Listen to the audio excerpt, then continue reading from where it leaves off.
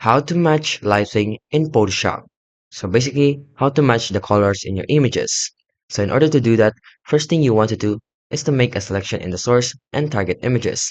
And if you don't make a selection, then the match color command matches the overall image statistics between the images. Then you want to make the images that you want to change active. Then choose the image, adjustments, and go to your match color.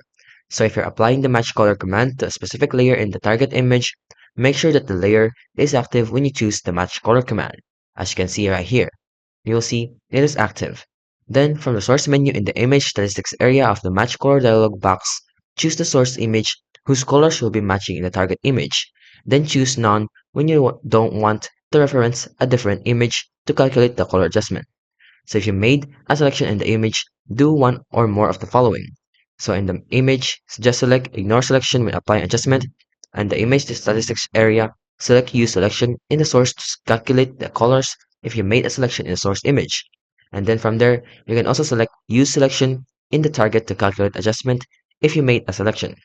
Then, to automatically remove a color cast in the target image, just select the neutralize option. Make sure that the preview as option is selected. Now here's to match the colors of the two layers in the same image. Make sure that the layer you want to target apply the color adjustment to is active as well.